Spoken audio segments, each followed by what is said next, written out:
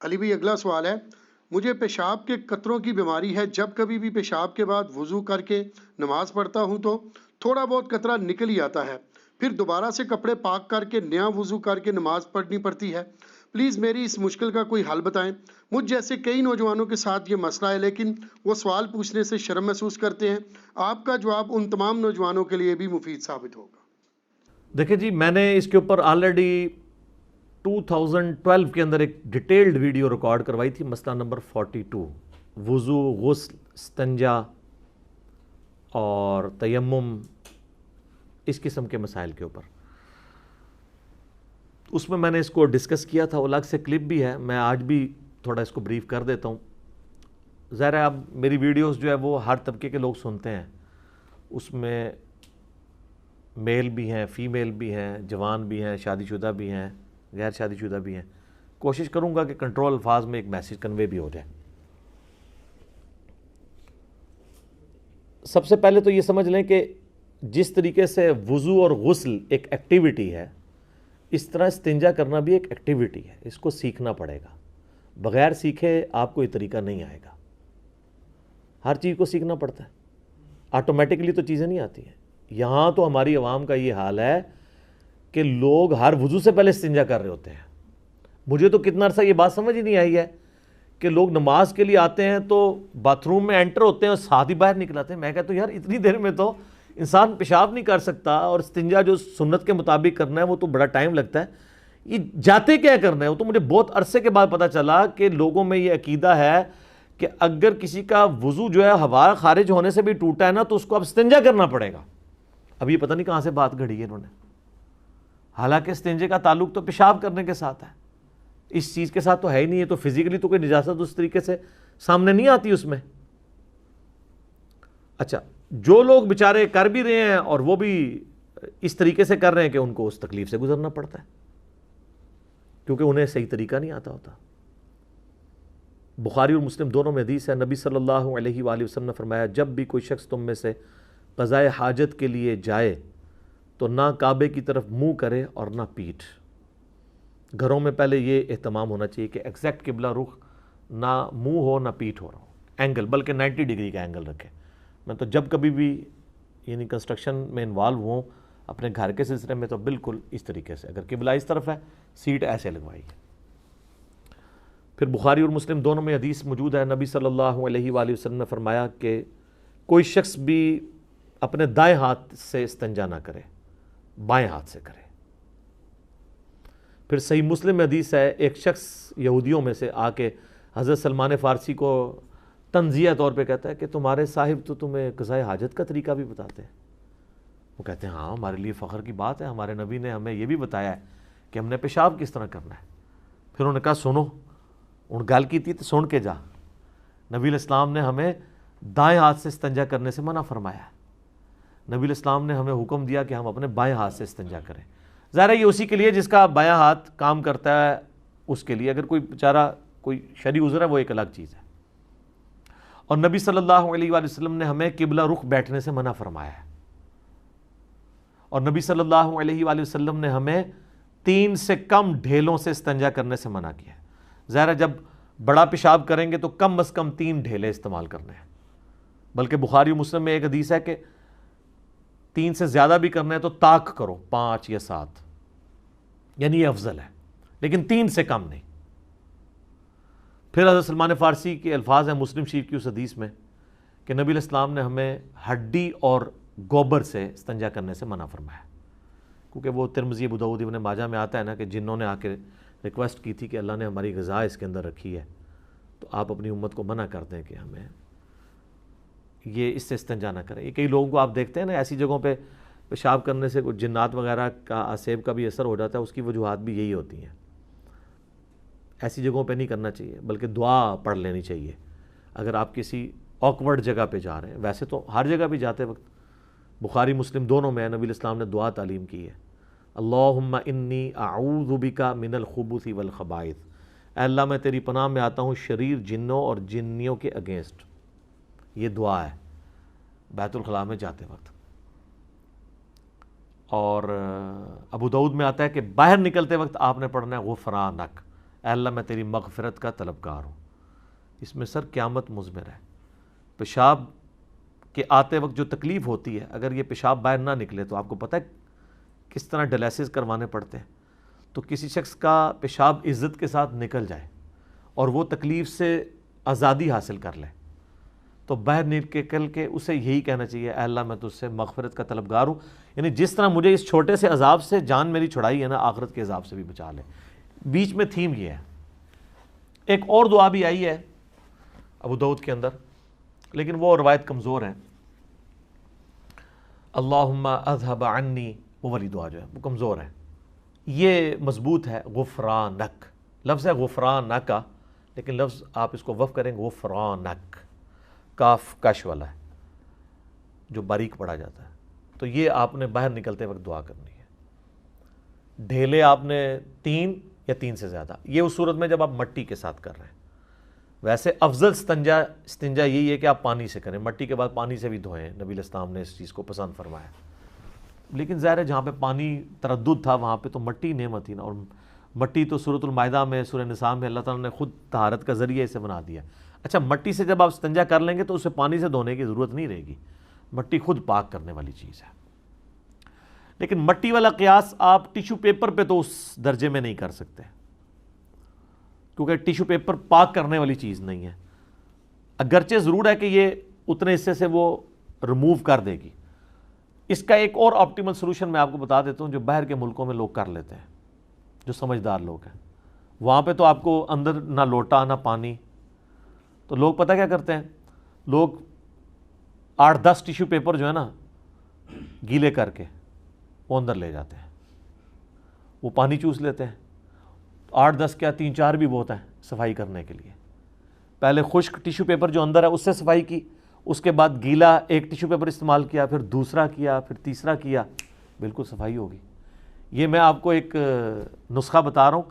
Airports کے اوپر بھی جہاں پہ ٹوائلٹس کے اندر پانی موجود نہیں ہوتا، یہ میں 2004 کے اندر چائنا گیا ایک آفیشیل کام کے سلسلے میں، تو وہاں پہ ہمیں یہی پرابلم تھی. تو ہم نے پھر خیر چونکہ وہاں پہ کئی دفعہ ہمارے سینئرز بھی جا چکے تھے تو ہمیں پتہ تھا. ہم تو ٹوائلٹ میں جب جاتے تھے تو وہ جو پینے والی پانی کی بوتل ہے نا، تو وہ ایک بار آپ نے لے لی منرل واٹر کی، اس کے بعد آپ کے پاس تو باہر سے بھر کے اندر لے جاتے تھے.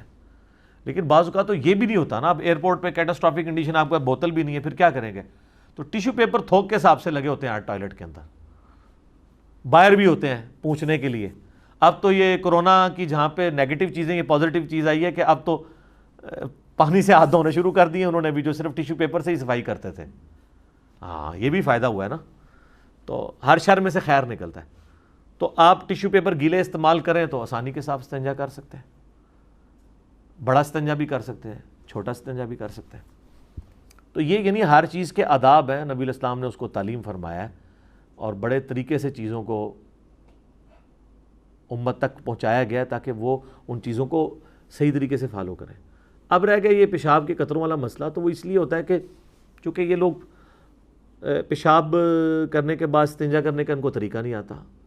جو چیز نیچرل آپ کے باڈی کا حصہ ہے اس کو یہ بیماری سمجھے ہوتے ہیں.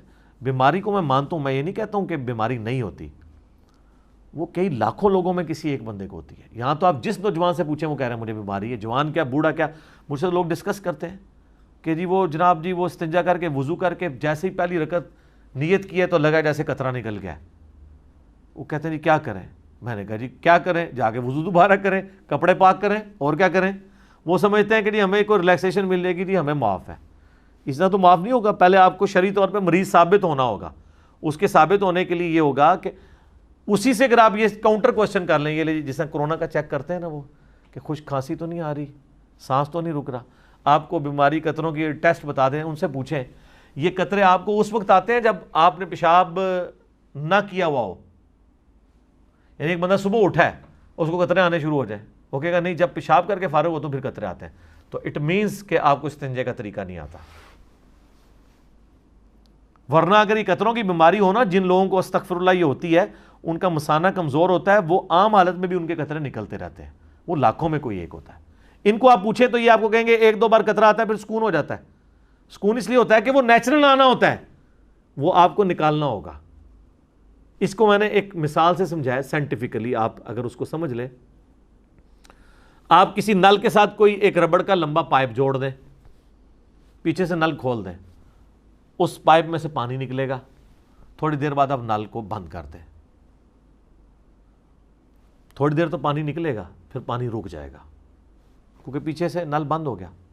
لیکن وہ جو ربڑ کا پائپ ہے، اس کی جو اندر والی دیوار ہے، ان دیواروں کے ساتھ جو پانی چپکا ہوا ہے وہ تو نہیں نکلا۔ اس کا ثبوت یہ، وہ جیسے ہی آپ یوں اس کو اٹھائیں گے پائپ کو، پھر آپ دیکھیں کتنا پانی اس میں سے نکل آئے گا۔ وہ پانی کہاں سے آیا ہے؟ وہ ٹوٹی میں سے تو نہیں آیا، وہ اس کی دیواروں کے ساتھ تھا۔ اس طریقے سے پیشاب کی بھی ایک نالی ہے۔ پیشاب اگر مثانے سے لاک ہو جائے، جس طرح پیشاب آنے کے بعد نیچرلی لاک ہو جاتا ہے، تو پیشاب کی نالی کے دیواروں کے ساتھ تو پیشاب لگا ہوا ہوتا ہے، وہ تھوڑا سا ہوتا ہے، اس کو نکلنے کے لیے تھوڑا ٹائم چاہیے ہوتا ہے، اس کے لیے آپ کو تھوڑی دیر چہل قدمی کرنی ہوگی۔ آپ ذرا کے پی میں چلے جائیں، پٹھان لوگ جسے ہم پنجابی میں وٹوانی کہتے ہیں، عربی میں سے الاستبراء کہتے ہیں۔ ابن ماجہ میں ایک روایت بھی ہے لیکن کمزور ہے، لیکن امام ابن ماجہ نے اس کے اوپر باب باندھا ہے کہ کم از کم 3 دفعہ شرمگاہ کو جھاڑنا ہے، ٹھیک ہے؟ یہ روایت لے کے روایت کمزور ہے، لیکن اوپر امام ابن ماجہ کا باب باندھنا اس حدیث کے اوپر اس کو ایز اے ٹرم تو ثابت کرتا ہے نا، تو عملی تواتر بھی اس کے اوپر موجود ہے۔ آپ ہمارے یہ پٹھان بھائیوں کو دیکھیں، اکثر تبلیغی جماعت میں یہ پیشاب کرنے کے بعد کیا کرتے ہیں؟ ایک مٹی کا ڈھیلا اٹھاتے ہیں اور تھوڑی دیر چہل قدمی کرتے ہیں اور اس قطرے کا آنے کا انتظار کرتے ہیں، جو انڈر گریوٹی آنا ہی آنا ہے، کیونکہ تھوڑی دیر بعد وہ جمع ہوگا اندر، کرتے کرتے کرتے نکلے گا، ایک دم تو نہیں آئے گا، کیونکہ پلین سروس تو نہیں ہے گلاس کی طرح کی، ظاہر ہے وہ گوشت ہے۔ پھر وہ کیا کریں گے؟ وہ اس کو پوچھیں گے، پھر آپ دیکھیں گے پھر وہ دوبارہ استنجا کریں گے، اسی پہنچنے پہ اکتفا کر دیں گے، ان کو قطرہ نہیں۔ ان سے ذرا پوچھیں ادھر کوئی نہیں ہے بیماری قطروں کی؟ پٹھانوں کو یہ بیماری کیوں نہیں لگی ہوئی ہے؟ اس لیے کہ ان کو یہ پتہ ہے، ان کے کلچر میں یہ ان کو سکھائی جاتی ہے چیز۔ پنجاب کے کلچر میں یہ ہے نہیں ہے۔ یہ لوگ جناب پیشاب روکے ہوئے جناب اینڈ ٹائم پہ پہنچتے ہیں، جا کے استنجا تیزی سے کیا، اس کے بعد نماز پڑھ کے جیسے ہی نماز نیت کرتے ہیں تو کہتے ہیں نہیں لگتا ہے قطرہ آ گیا، اور لگتا نہیں، وہ آ رہے ہوں جے، اور نماز کوئی نہیں ہوندی، اور کپڑے بھی ناپاک ہو جائیں گے، کپڑے بھی دھونے پڑیں گے۔ اس کا بڑا آسان سا طریقہ ہے کہ ویل بیفور ٹائم آپ اپنے آپ کو تیار کریں نماز کے لیے۔ یعنی اگر زور کی نماز 1:30 بجے ہے تو آپ 1 بجے پیشاب کر لیں، اس کے بعد 5 یا 7 منٹ بعد ہی قطرہ آئے گا نا۔ جب وہ دوبارہ قطرہ آئے انڈر گریوٹی، تھوڑی دیر چہل قدمی کریں، وہ خود بخود آئے گا۔ جب وہ قطرہ آئے تو آپ دوبارہ سے استنجا کریں، لیکن دوبارہ استنجا کرتے وقت آپ نے پیشاب دوبارہ نہیں کرنا، ورنہ پھر آپ T0 پہ آ جائیں گے، 0 پہ، کیونکہ پھر وہ دوبارہ پروسیس شروع ہو جائے گا۔ یہ ذہن میں رکھیے گا، بعض کا سردیوں میں ایسے ہو جاتا ہے، بار بار پیشاب آتا ہے، پھر آپ نے اس چیز کو دیکھنا ہے، تو وہ پھر آپ ٹھنڈے پانی سے استنجا نہ کریں، گرم سے کر لیں سردیوں کے اندر۔ اور پھر جب آپ اس طریقے سے انڈر گریوٹی جب وہ قطرہ آ رہا ہوگا نا، یا اگر وہ تھوڑی دیر بعد آتا ہے تو آپ تھوڑی دیر چہل قدمی کرنے کے بعد دوبارہ واش روم میں جائیں اور اپنے آپ شرمگاہ کو اس طریقے سے سونت لیں کہ اس کو آپ جس طریقے سے، یعنی آپ گائے کا دودھ دھویا جاتا ہے، اس طریقے سے آپ شرمگاہ کو سونتے تو وہ قطرہ باہر نکل جائے گا، لیکن وہ فوراً نہیں، تھوڑی دیر بعد، 5-7 منٹ بعد، پھر آپ کو سکون ہو جائے گا۔ میں کتنے لوگوں کو، نوجوانوں کو بتایا، ان کے مسئلے حل ہو گئے، ان کو دوبارہ قطرہ نہیں آتا۔ یہ جو کہتے ہیں نا کمزوری ہے، دوائی شوائی، یہ وہ، یہ اس کی ضرورت ہی نہیں سر۔ یہ تو اللہ نہ کرے کوئی بیماری ہے تو لاکھوں میں کسی ایک بندے کو ہوتی ہے۔ اگر کسی کو وہ بیماری ہو جائے، پھر اس کے لیے یہ ہے کہ وہ ایک نماز کے لیے ایک وضو کرے گا، نیچے انڈر ویئر پہنے، انڈر ویئر میں بھی اندر جو ہے وہ رکھے ٹیشو پیپر، کیونکہ قطرہ آئے گا تو ظاہر ہے وہ ناپاک ہوگا، تو اس قطرہ آنے سے باقیوں کا اگر آیا تو وضو ٹوٹے گا، اس کا وضو اس نماز کے لیے نہیں ٹوٹے گا، ایک وقت میں ایک نماز پڑھ لے، اس کے بعد وہ باہر نکل کے اس ٹیشو پیپر کو ریموو کر دے۔ جن کو مسلسل یہ مسئلہ رہتا ہے، ٹیشو پیپر چینج کرتے رہیں، وہ اس طریقے سے چلاتے رہیں۔ لیکن یہ آپ جس طریقے سے میں آپ کو بتا رہا ہوں استنجا کریں گے تو یہ ایشو آپ کا ختم ہو جائے گا کچھ عرصے میں، چونکہ لوگوں کو یہ چیز پتہ نہیں ہے۔ اس طریقے سے بعض لوگوں کو ہوا خارج ہونے والا ایشو ہوتا ہے، وہ کہتے ہیں ہمارے تو بھائی کھانا پینا آپ اپنا کام کریں، بعدی چیزوں سے پرہیز کریں، چیزوں کو آپ میڈیکلی لے کے چلیں تو ایشو ایڈریس ہوں گے۔ اس کے باوجود اگر ایشو ایڈریس نہیں ہوتا، پھر ایک نماز کے لیے آپ ایک وضو کریں گے، اگلی نماز کے لیے آپ کو نیا وضو کرنا ہوگا۔ اچھا، ایک بعض لوگوں نے وہ ابو داؤد میں وہ ایک حدیث ہے نا، اس کا ایک رزلٹ غلط نکال لیتے ہیں، بلکہ بخاری مسلم میں بھی ہے کہ جب تک تم آواز نہ سنو یا بدبو نہ سنو، سونگ لو، تو اس وقت تک وضو نہیں ٹوٹے گا۔ یہ اس بندے کے لیے جس کو وہم ہوتا ہے کہ اس کے پیٹ کے اندر گڑبڑ ہوتی ہے، کیونکہ ابو داؤد میں اس کی ایکسپلینیشن موجود ہے کہ اگر کسی کو بیماری ہے کوئی ایسی، اس کے لیے ہے کہ پیٹ کے اندر اس کو لگ رہا ہے جیسے آواز آ رہی ہے لیکن فزیکلی نہیں ہے، تو اس کو یہ انشور کرنا ہوگا کہ جب تک آواز یا اسمیل نہ آئے۔ لیکن جب آپ کو فیل ہو گیا کہ ہوا خارج ہو گئی ہے تو اب آپ نے باقی چیزوں کا انتظار نہیں کرنا، وضو ٹوٹ گیا، آپ کو فیل ہوا قطرہ نکل گیا تو وضو ٹوٹ گیا، آپ کو تو خود پتہ ہے۔ اچھا وہ حدیث بھی ٹھیک ہے جو ابو داؤد کے اندر ہے، ابن ماجہ کے اندر ہے، کہ نبی علیہ السلام وضو کرنے کے بعد اپنی رومالی کو، اس کو رومالی کہتے ہیں، سامنے والا جو حصہ ہے شلوار والا یا تہمت کا، اس پہ پانی چھڑکا کرتے تھے، وہ شک کو زائل کرنے کے لیے۔ لیکن اگر ایک شخص کو فیل ہو گیا کہ میرا قطرہ نکل گیا ہے، اور اب وہ خام خواہ اپنے آپ کو تسلی دے کہ جی یہ جو مجھے گیلا پن کا احساس ہے وہ رومالی کے گیلے ہونے کی وجہ سے ہے، تو یہ غلط ہے۔ یہ تو آخری درجے میں شک ختم کیا گیا کہ ونس آپ یہ کر دیں، پھر اب آپ جو ہے نا وہ، اگر آپ کو گیلا پن محسوس ہو تو آپ کو یہ ذہن میں آئے گا کہ میں نے کپڑوں پہ جو پانی چھڑکا تھا یہ اس کی وجہ سے گیلا پن محسوس ہو رہا ہے، اور ایکچولی نہیں ہے۔ لیکن یہ اس کے لیے آپ کو number of time exercise perform کرنی پڑے گی کہ آپ یہ چیز انشور کریں گے کہ ایسا نہیں ہے، ورنہ خالی شک کے اوپر تو مطلب بینیفٹ نہیں آپ کو دیا جا سکتا، آپ نے اپنے آپ کو خود سے چیک کرنا ہے۔ تو یہ قطروں والا مسئلہ لوگوں کے ساتھ رہتا ہے، اس لیے میں نے اس کو ذرا تھوڑا کھول کے بیان کر دیا۔ استنجے کا طریقہ سیکھیں، اور یہ سارے طریقے ہمارے پرانے بزرگوں نے اپنی کتابوں میں لکھے ہوئے ہیں۔ ایون شیخ عبد القادر جیلانی کی اگر آپ کتاب غنیت الطالبین کھول کے دیکھیں، جس میں نماز والا طریقہ جو ہے وہ بخاری مسلم کے مطابق لکھا ہے، رفع الیدین والا 11ویں والے پیر کا، ان کا بھی استنجے والا طریقہ دیکھیں تو باقاعدہ انہوں نے یہ سارے جملے استعمال کیے ہیں کہ اس طریقے سے شرمگاہ کو سونتا جائے، اور یہ ساری ڈیٹیلز انہوں نے لکھی ہوئی ہیں باقاعدہ۔ تو یہ عملی، اور اس کو ایگزیکٹ ان الفاظ کے ساتھ احادیث میں ہونا بھی ضروری نہیں ہے، یہ کلچرل چیز ہے۔ حدیث تو آپ کو گائیڈ لائنز بتائے گی کہ قطروں سے بچنا ہے، ٹھیک ہے جی، پیشاب کے لیے یہ ریکوائرمنٹس ہے کہ آپ نے، اب وہ جو حدیث ہے حضرت سلمان فارسی والی، اس میں تو یہ الفاظ ہی نہیں ہے کہ آپ نے اپنے کپڑوں کو چیٹوں سے بھی بچانا ہے، تو یہ انڈرسٹوڈ ہے، وہ باقی حدیثوں میں موجود ہے۔ بخاری مسلم میں حدیث ہے نا کہ نبی علیہ السلام گزر رہے تھے، آپ فرمائیں 2 قبر والوں کو عذاب ہو رہا ہے، ایک جو ہے وہ پیشاب کے چھینٹوں سے نہیں بچتا تھا اور دوسرا چگلی کھایا کرتا تھا، پھر آپ نے ایک ٹہنی توڑ کے اس کے 2 حصے کر کے اس میں ڈال دیے، فرمایا کہ میں اللہ سے امید کرتا ہوں جب تک یہ ہری رہیں گی ان کے عذاب میں تخفیف ہوگی، نبی علیہ السلام کے مبارک ہاتھوں کی برکت سے۔ تو وہ پیشاب کے چھینٹوں سے بھی بچنا ہے آپ نے، اور اصل مقصد پیشاب کے چھینٹوں سے بچنا ہے۔ یہ جو کہتے ہیں کھڑے ہو کے پیشاب کرنا، بیٹھ کے پیشاب کرنا، یہ ٹھیک ہے کہ عمومی سنت نبی علیہ السلام کی بیٹھ کے ہے، اس پہ میرا کلپ ریکارڈڈ ہے، لیکن اگر کہیں پہ مرد کو کھڑے ہو کے پیشاب کرنا پڑتا ہے تو وہ بخاری میں حدیث ہے کہ نبی علیہ السلام نے کیا ہے۔ امام ترمذی نے باقاعدہ پہلے بیٹھ کے پیشاب کرنے والی حدیث لی ہے، اس کے بعد انہوں نے چیپٹر بنایا کہ اس میں رخصت کا بیان، کہ آپ کو اجازت ہے کہ مرد کھڑے ہو کے پیشاب کر سکتا ہے۔ یہ تو کتنی مرد کے لیے کتنی سہولت ہے۔ آج کل آپ ملٹی نیشنل ہوٹلوں میں، آپ ایئرپورٹس کے اوپر دیکھیں مردوں کے کھڑے ہونے کی پیشاب کی جگہ بنی ہوتی ہے، آپ بڑے احتیاط سے پیشاب کریں، آپ کو چھینٹے بھی نہیں پڑتے، اور اگر آپ کو چھینٹے پڑ رہے ہیں تو بیٹھ کے پیشاب بھی کرنا منع ہوگا۔ اگر آپ ایسی پتھریلی زمین پہ کر رہے ہیں کہ آپ کے اوپر پڑ رہے ہیں تو اس سے بہتر ہے آپ کسی اونچی جگہ پہ کھڑے ہو کے پیشاب کر لیں مرد کے لیے۔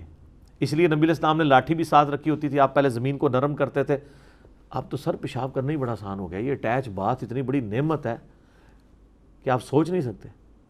اس زمانے میں بھی اٹیچ باتھ کیا، گھر میں ایک باتھ روم ہی ہوتا تھا، اور وہ بھی چھوٹے پیشاب کے لیے۔ بڑے پیشاب کے لیے تو عموماً زمین میں جانا پڑتا تھا باہر، اگر چھتوں میں بھی تھا تو اس کی صفائی کا اہتمام ہم نے تو خود یعنی اپنے بچپن میں دیکھا ہے کہ وہ اس طریقے سے وہ صفائی کرنے والی عورت آتی تھی، اور کس طریقے سے وہ، اب میں سوچتا ہوں کہ یار کتنا محنت کا کام تھا وہ عورت کرتی تھی۔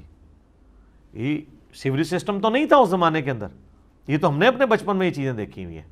گاؤں ایریا میں تو ابھی بھی آپ چلے جائیں، وہاں پہ خطرہ بھی، اب رات کے وقت اگر آپ کو باہر جانا پڑ جائے تو یہ بھی خطرہ ہوگا کوئی بچھو نہ لڑ جائے، کوئی سانپ نہ کاٹ جائے، کتنے ایشوز ہیں وہاں پہ۔ یقین کریں پیشاب کرنا بھی ایک ایکٹیویٹی ہوتا ہے۔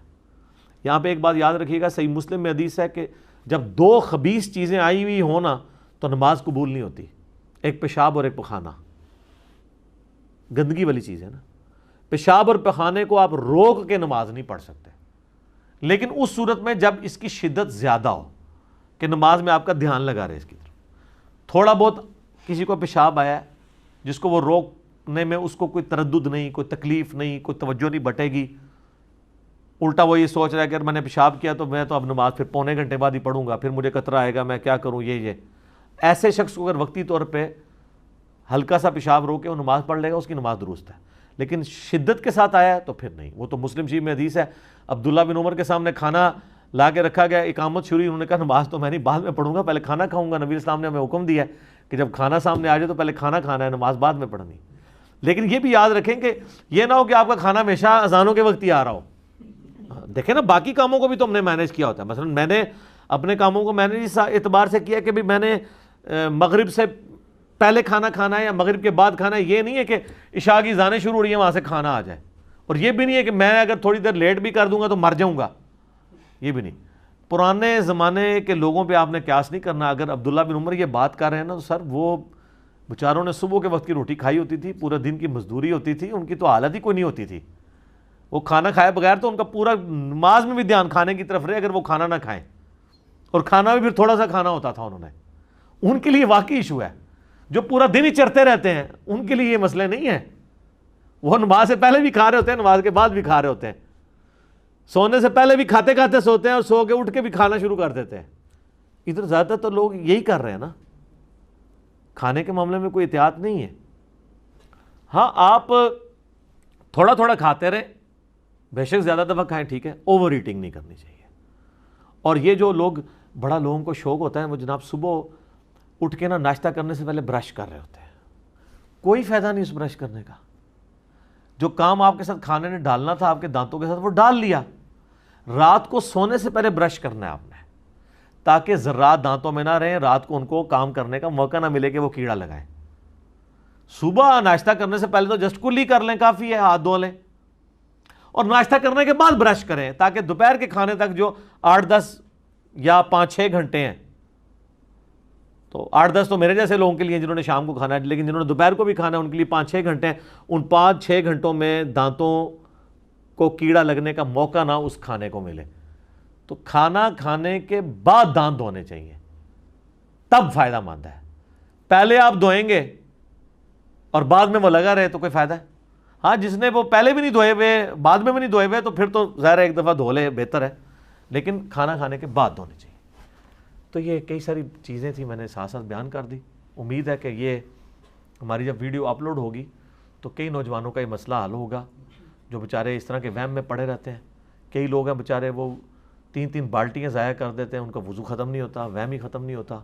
یہ سب شیطان کی طرف سے ہوتا ہے. اس طرح کا وہم نہ کیا کریں. یہ وہم کوئی تقوی میں نہیں لائی کرتا, یہ اللہ کی نافرمانی میں, شیطان کی پیروی میں. اور اس کو آپ اگنور کریں. ایک دفعہ آپ کسی عالم دین کو اپنا وضو فزیکلی دکھا لیں, جس کو خود بھی وضو کا طریقہ آتا ہو, اور آپ اس کے سامنے بالکل نارمل وضو کریں جس طرح کیا جاتا ہے, اور وہ آپ کو کہتا ہے آپ کا وضو ٹھیک ہے, تو اب بعد میں شیطان کے ہتھے نہ چڑھیں. کچھ عرصہ آپ اس کو اگنور کریں گے, خود بخود وسوسے آنا بند ہو جائیں گے. کئی لوگ ہیں وہ نماز شروع کرتے ہیں, پہلی تکبیر ہی 10 دفعہ کہتے ہیں اللہ اکبر, پھر وہ نماز توڑ دیتے ہیں, پھر دوبارہ نیت کرتے ہیں. ٹھیک ہے, اسی وہم میں پڑے رہتے ہیں. وہ کہتے ہیں پہلی تکبیر تو فرض ہے. پوری مسجد ان کی تکبیر سن رہی ہوتی ہے, ان کے کانوں میں آواز نہیں جا رہی ہوتی. وہ کہتے ہیں پہلی تکبیر کانوں کو سنانا ضروری ہے. وہ ہی نہیں سن رہے ہوتے, باقی سارے سن رہے ہوتے ہیں. میں نے خود یعنی اپنے ساتھ یونیورسٹی میں ایسے اسٹوڈنٹس دیکھے ہیں. تو اس طرح کا وہم نہیں کرنا چاہیے. شیطان بعض اوقات نیکی کی آڑ میں آپ کو دین سے متنفر کروانے کے لیے اس طرح کی حرکتیں کروا دیتا ہے. اس طریقے سے بعض لوگ پاکی پلیدی کا دھیان کرنے کے چکر میں اتنا پانی ضائع کر دیتے ہیں, اور پھر جناب وہ 10 دفعہ کلمہ پڑھ کے نا وہ ہاتھ دھو رہے ہوتے ہیں. کلمہ پڑھنے سے نہیں ہاتھ پاک ہونے ہیں, کلمہ تو دل کو پاک کرنے کے لیے پڑھا جاتا ہے, ایک روحانی مسئلہ ہے. ہاتھ پاک ہونے ہیں پانی کے ساتھ. ٹھیک ہے, چاہے آپ کلمہ پڑھیں یا نہ پڑھیں, اس کے ساتھ تو اس کا کوئی تعلق ہی نہیں ہے. کپڑے بھی دھوتے ہیں تو وہ کتنی دفعہ اس کے اوپر کلمہ پڑھتے ہیں, اور پھر وہ پتہ نہیں کیا کچھ, کئی عورتیں ہیں جو وہم کا شکار ہوتی ہیں, اس طریقے سے پانی ضائع کرتی رہتی ہیں. تو یہ ساری چیزوں کو پیرلل میں دیکھ کے چلنا چاہیے, فضول خرچی نہیں کرنی چاہیے. بقیہ کے سوالات انشاءاللہ پھر اگلی دفعہ ہم ڈسکس کریں گے. جی بتائیں. جو واش روم میں جن کو قطرے آتے ہیں نا, یہ اصل میں نا جلدی بہت کرتے ہیں. جی جلدی کرتے ہیں جی, وہی تو میں نے بتایا نا, جلدی والا کام ہی نہیں ہے. میں نے یہی تو بتایا کہ جی آپ نے آدھا گھنٹہ پہلے کم از کم تیاری شروع کرنی ہے, پھر آپ اپنے آپ کو تیار کر پائیں گے. تو جلدی کریں گے تو پھر یہی کچھ ہوگا. جلدی اسی لیے کر رہے ہوتے ہیں کہ اینڈ ٹائم پہ وہ جا رہے ہوتے ہیں. ٹھیک ہو گیا جی. اللہ تعالیٰ سے دعا ہے جو حق بات میں نے کہی اللہ تعالیٰ ہمارے دلوں میں راسخ فرمائے. اگر جذبات میں میرے منہ سے غلط بات نکل گئی تو اللہ تعالیٰ ہمارے دلوں سے معاف کر دے, ہمیں معاف بھی کر دے, ہمیں کتاب و سنت کی تعلیمات پر عمل کر کے دوسرے بھائیوں تک پہنچانے کی توفیق عطا فرمائے. سبحانک اللہم و بحمدک اشہد ان لا الہ الا انت استغفرک و اتوب الیک وما علینا الا البلاغ المبین. جزاکم اللہ خیرا.